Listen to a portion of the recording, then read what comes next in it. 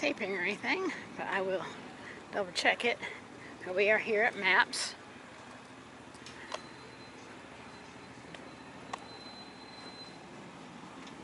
So, C-130.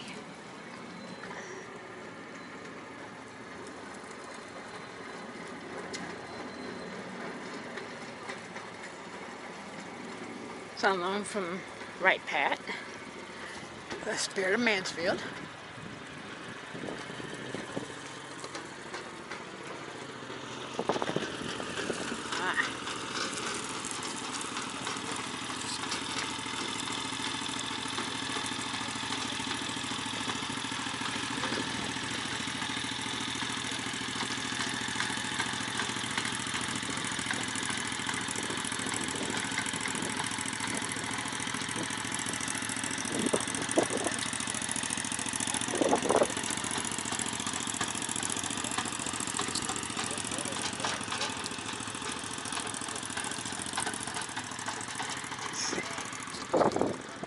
And go back to where I can get some Wi-Fi and see if this is actually taping. So I will be right back.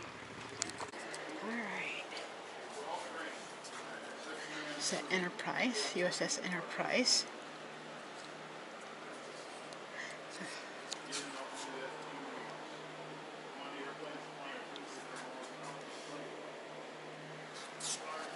Gatling DD.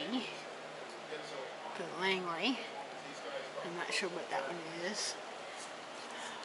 PBY.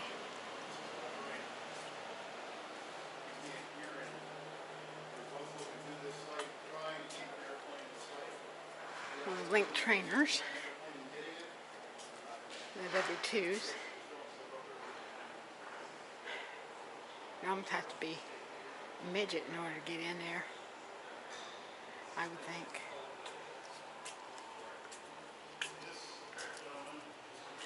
Thunderbirds.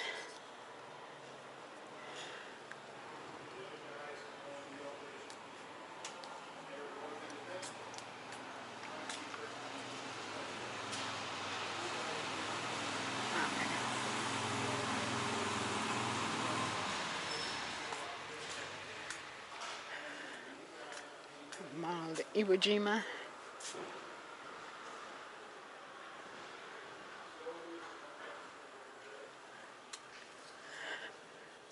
My mom was 5 years old when that happened.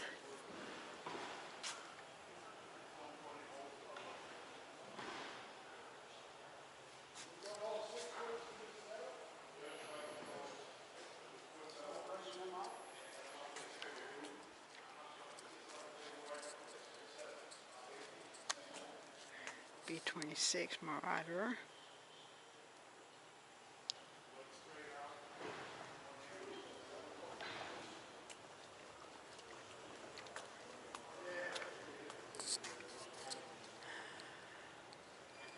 I forgot to bring my stick on what you call thing. Hello. Okay.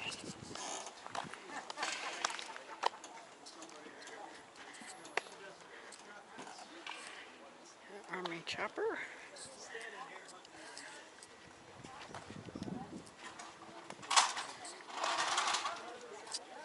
Bell OH.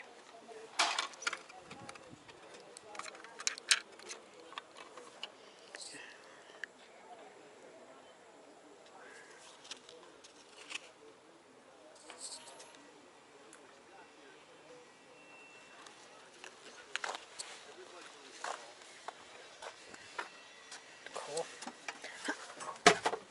Carefully.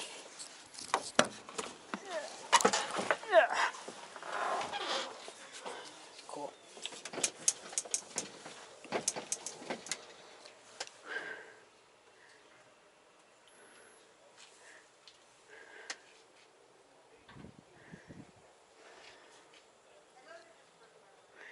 Armament. Engine relight.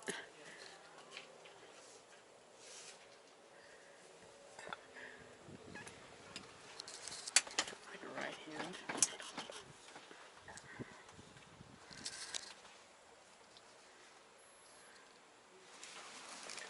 don't think this was open last time we were here.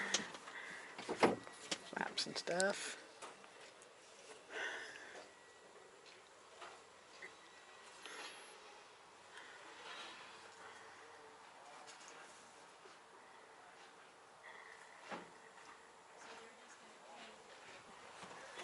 Back out here.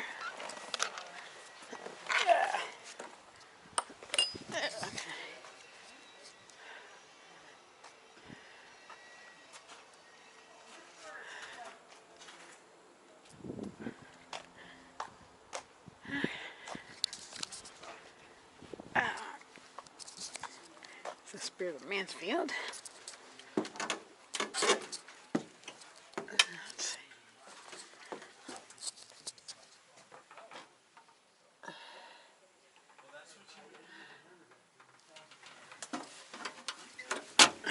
Carefully. I see.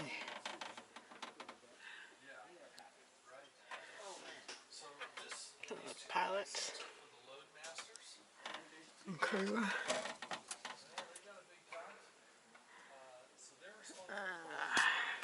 Camera went. Get up. There's one more.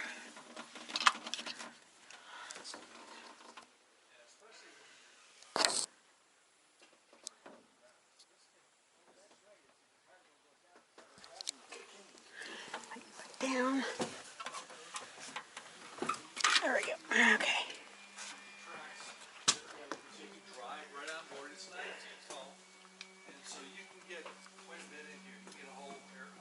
Helicopter in here, or plane in pieces, that kind of thing. The most important question in any airplane is, where is the bathroom? So you can see the bathroom from here. Where is it?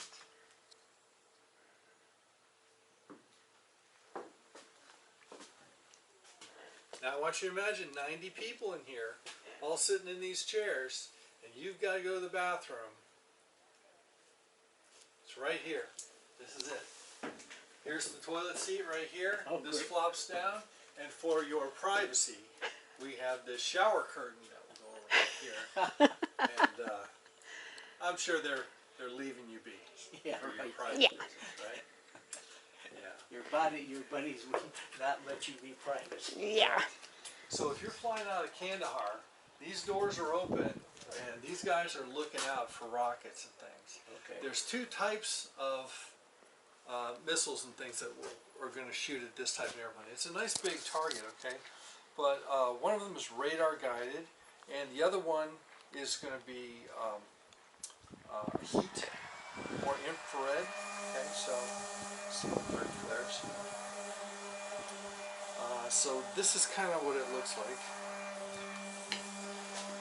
This is this airplane, okay, and now this is trying to get a heat source away from the airplane, so anything looking for heat is going to go there instead. Yeah. Okay. Now the other way to do it is, if it's a radar type, you kick off chaff, which is little pieces of like, it's called tinfoil, right? That's spreading everywhere, and it just scatters the signal. Right? But you can see it if you go out here. You can see that this internal volume is trying to be protected. Right. So everything extra is in a bubble on the outside. Oh, okay. So if you look out here, here's where your flares and things are going to come out. There's some on the tail as well. Your main landing gear is in a bubble over here. Okay. Right? And so what else goes into the fuselage but fuel? Right? Well, there's your fuel. That's 1,700 gallons. Okay? This plane can carry about, and again, two engines on either side. There's fuel in the wings and there's fuel in the external carrying tanks. Now, it's loud in there. And so what we used to do is we put, earphones in, Right. and then we take a scarf, tie it to your head, tie it to the back of the flight seat, and try and get some sleep. Oh, Or some okay. guys would just lay down on the floor and go to bed. You can see that in the pictures along the side there. They would just could go to sleep on the floor. Well, you know, I can talk to you at this distance, but one more person and they couldn't hear what I was saying. It's that, and it's vibrating, and if you know anything about vibration and heat and stuff, it gets you tired. And so you don't land relaxed. If you're 6 hours on this plane, you're tired. And so this plane can carry about 40,000 pounds of cargo. The typical fuel load on here is about 38,000 pounds. Okay, so it's a pretty remarkable airplane. It's relatively overbuilt for what it needed to do. That's why they could take off with rocket assist and things like that. Right. Yeah. So just a wonderful airplane. It is being replaced. This particular one had the maximum number of flying hours on it, so it was retired. But we got it, and so we're pretty happy. It came from Mansfield, Ohio, with the Air National Guard. And I think that's about all I have to tell you about this one. It's just a remarkable airplane. They made about 3,500 of them. Turboprop. Oh, it gets about, it goes about 300 miles an hour. Yeah, that's not speedy. No, it's your generic white box truck of the Air Force. Yep. So please watch yourself when you're getting in. There's a little lip there and a gap. And all. Yep. All right. We can keep going if you like. Yep. You're welcome to join us on our exploration here. All right. Watch your feet here. There's a lot of things. See the winch and all that. Yep. You can pretty much put anything you want in there. As long as it meets the weight requirements. Yeah. Watch your head. This is the place I hit the most, okay? So I always go down backwards, holding onto this thing. My son, being a word merchant, he would ask you, how can I watch my head? There you go.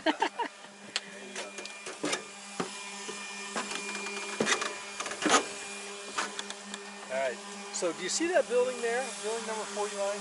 That is our restoration facility. Okay. And the guys will work there Wednesdays and Saturdays. We have 3 airplanes in there. One is, and I told him this earlier, it's an F4. You know, there's a World War II Gullwing airplane, okay? Pappy Boyington from Baa Baa Black Sheep, that kind of airplane. Okay. Well, we're restoring one in there, so we're going to have that out here relatively soon. And then we have an F-104 Starfighter. That was at Wright-Patterson Air Force Base. It got caught in a tornado and tumbled, and so we're fixing that one. Okay. That. And then there's something called a Cutlass. I believe it's the F7U. I'll show you a picture. It was cutting edge at the time, but it didn't work out as good plan. So F7U Cutlass. F7U Cutlass.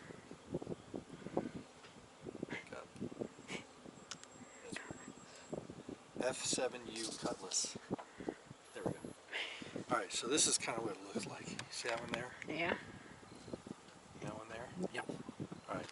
So the thing is that the problem with that one is it had to have a high angle of attack. Okay, so you see a plane like this. Yep. Well, this one had to sort of fly like this. Okay. And it had sort of a delta wing, so no horizontal tail features. Okay. But it never quite worked right, and so if you're landing on a carrier and you have to land like this, like that, you can't see what's happening at all. yeah, it's really very, very difficult. So it didn't last too long, but it was cutting edge. It just didn't quite work well.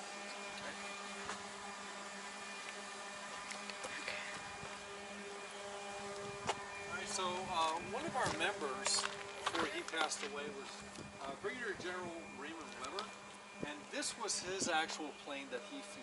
Oh, okay. This is an F-84, Ohio National Guard, and it took me a while to figure out this, so I'm going to let you know what these doors are, okay? See this? So when it was on the ground, this opening was not enough to get enough air into the engines, okay? Oh. So these would automatically open up to get additional airflow into the engines. But once it took off, the front was enough, okay? So let me tell you a little bit about flying. I'm not sure what your background is here, but we always tell the kids about Bernoulli's principle, how fast air creates low pressure. And so on a wing surface, we want fast air over the top and slower, not slow, but slower air underneath, which is going to create a negative pressure up here. It's going to suck the wing up.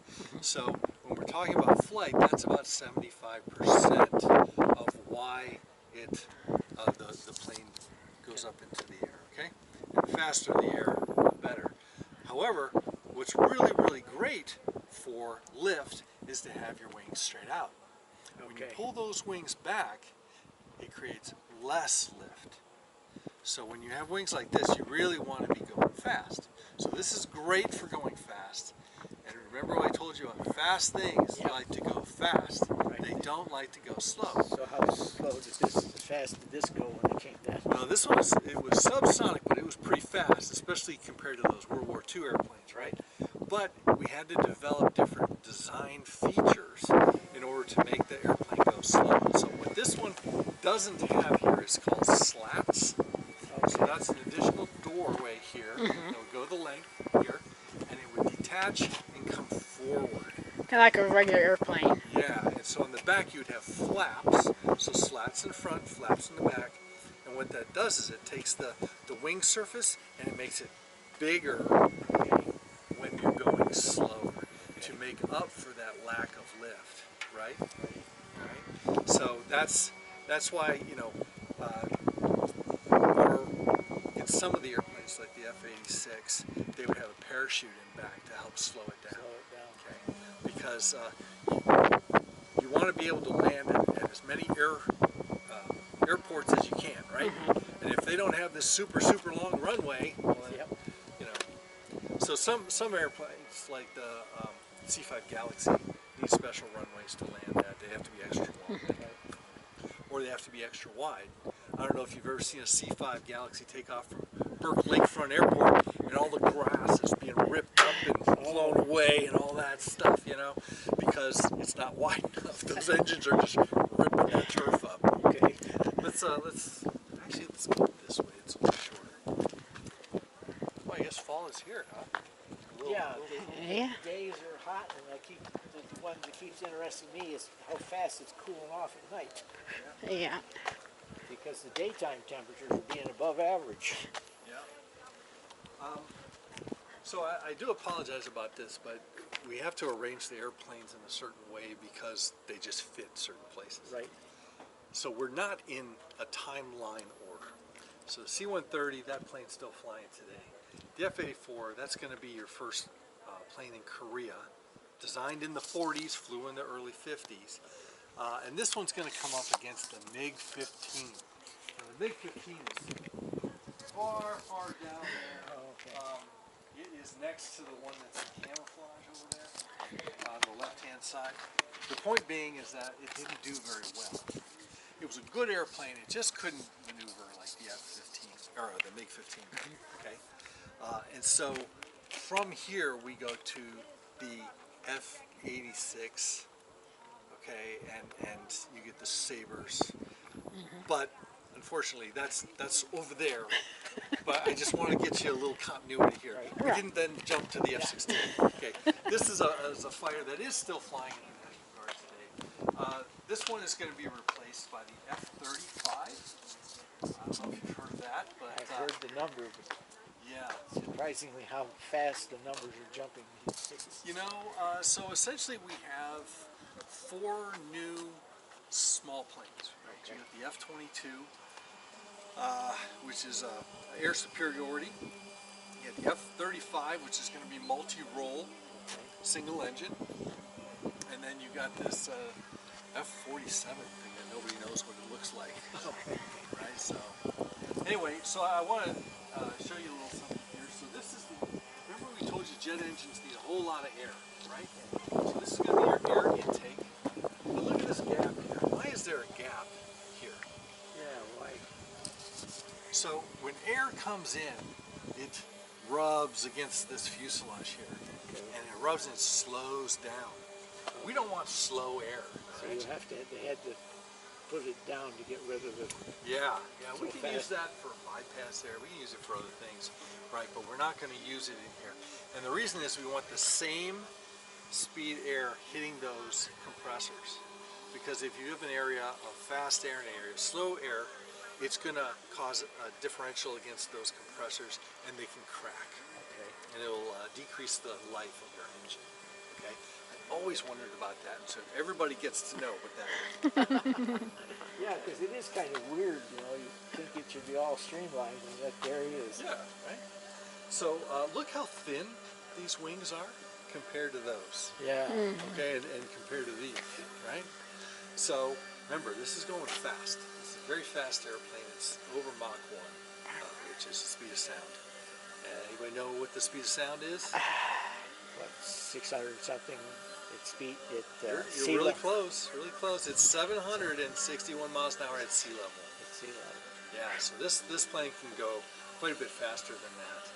And so there's a couple of things that enable it to very smoothly transition from subsonic to supersonic. And you've got these ones here that help out with that. You've got this beautiful canopy. Look at that. They sit at a 30-degree angle there, and this is a big, huge, round canopy. Now, that's not going to help with the supersonic flight, but the thing is that does help with this mission as a fighter plane. Okay.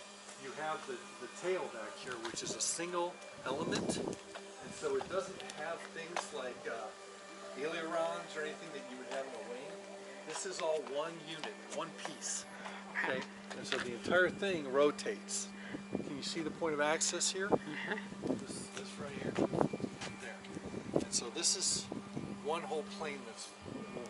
Thing moves instead of having one stationary in the apartment. Yeah. Now in the new airplanes, they have what's called super maneuverability. Okay. So super maneuverability largely depends on your ability to change the direction of flow outside of your engine. So the F-22 could make it go up or down, but the F-35 can make it go in any direction. Great. So, and it's all computer controlled because you're not going to be able to mess with that. Yeah. Okay? But it makes that you can turn on a dime. You know. Now, what's the problem with that? There's a squishy human in there that cannot turn on a dime. That's right. Right. So that's why you know, the drones and things are in the future. They're going to be able. It's going to be pilotless because the pilots just will not be able to keep up with the ability of the plane. Yeah. Right. So please be careful. We have little things sticking out here, and I'm telling you, they'll snag your clothes and all sorts of things.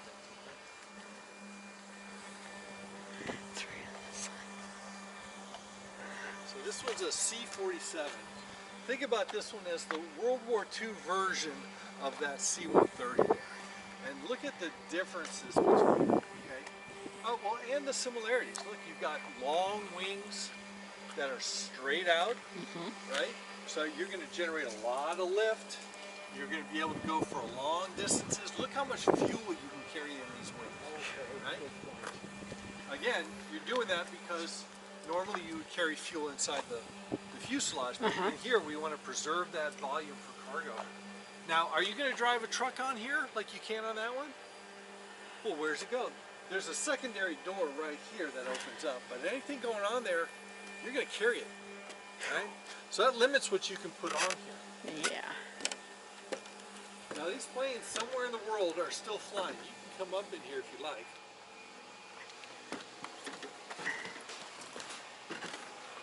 Now this is on an incline, okay, this is what we call a tail dragger, so be careful on your way up. You can go check out the cockpit if you like.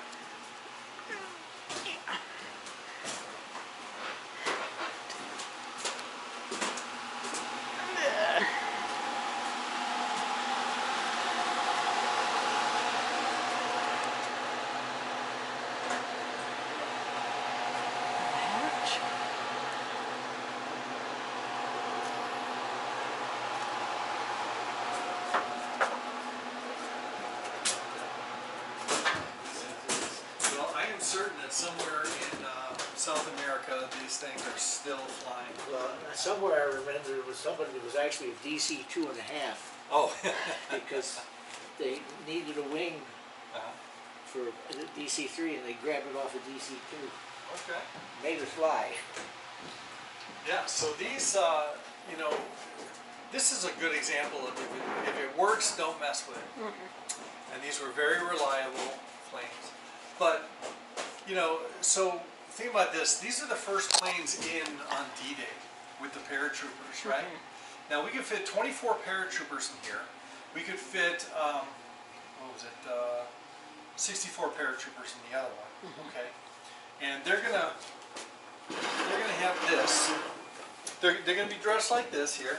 And so I don't know if you can tell, but this is gonna fit on the back here, okay? And what's gonna happen is they're gonna hook up, and they're gonna shuffle to the door, and they're gonna jump out. And when they get a certain amount of distance from the airplane, this is gonna pull on that parachute, and it's gonna open the parachute.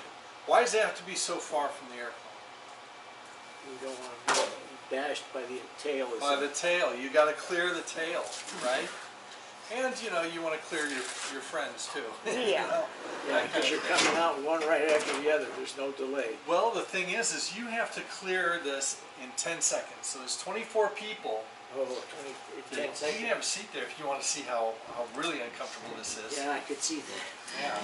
Yeah. So 24 people, they have to exit the airplane in 10 seconds because your buddy and you, if you guys get out in 10 seconds, you are going to be half a football field apart. Oh. You're going to be half a football field apart. Half a football field. So you guys are going to be spread out. And if you are anything more than that, maybe 30 seconds, you're going to be way spread out. And so trying to find your buddies. And why do you want to find your buddies? Because you're all on the same mission. Okay? And so they figured out some ways to help people identify friend from foe. But they're very, very rudimentary. And so sometimes when you get split up, sometimes you join somebody else's unit instead of your own. But they would give the call sign here. Oh, okay, the clicker. And if you heard back, okay, don't shoot that one, Yeah. right? Okay, but the thing is if you didn't, then you're probably pretty clear to shoot. But the problem is I bet you there are a lot of dead cows. Yeah, right. They didn't have a clicker, you know. But Something's moving over there, but it doesn't click. Yeah. But on average, only 60% of the people in this plane would make it, would be combat effective when they hit the ground. Wow. Okay. So there's so many things. First of all, like I said, this is soup can thick. Right. So if they shot flak, it would go right through here, right through you, and out the other door. Right. So before you leave, it's possible that some people here are already wounded. Okay. And then you could twist your ankle. You could twist your knee. You could land in barbed wire. Yeah.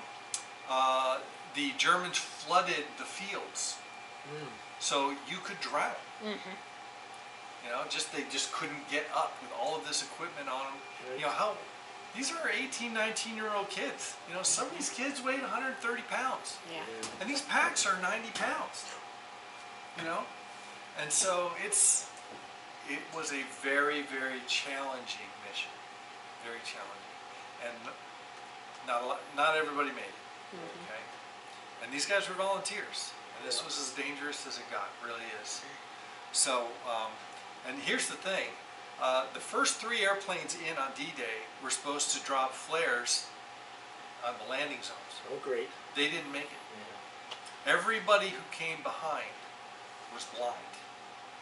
And they had a compass. They knew how, so their general direction that they're flying, they knew their altitude they're flying, and they know the time that they were flying. And they did their best guess. Now the blue dots, the green dots are forest, right? But the rest of these, as you go out, is where they ended up.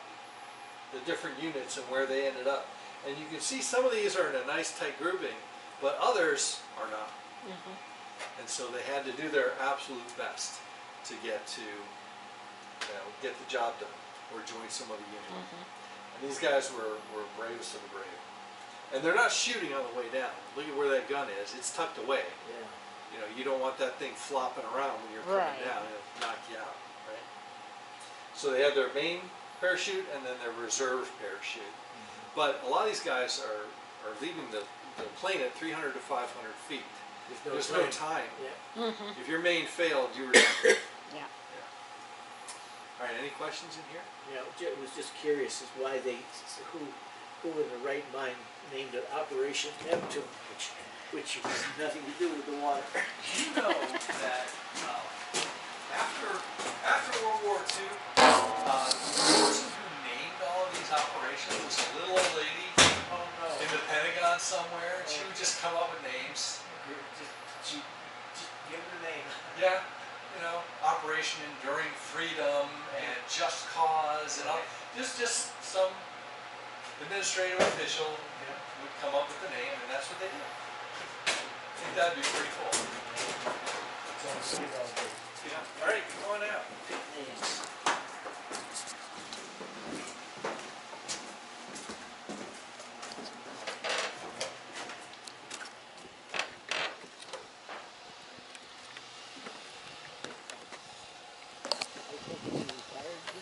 Yeah, I went 22 years in the Air Force and retired in 2013, and then I worked for Sandia National Lab in Albuquerque for 13 more years, and I retired in February.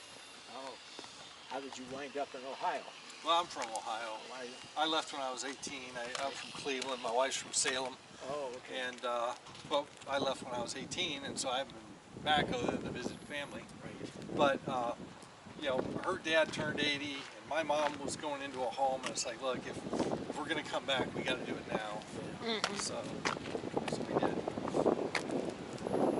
Yeah, we shopped for homes in a week, had an offer in 10 days, and picked up and moved in a month or two.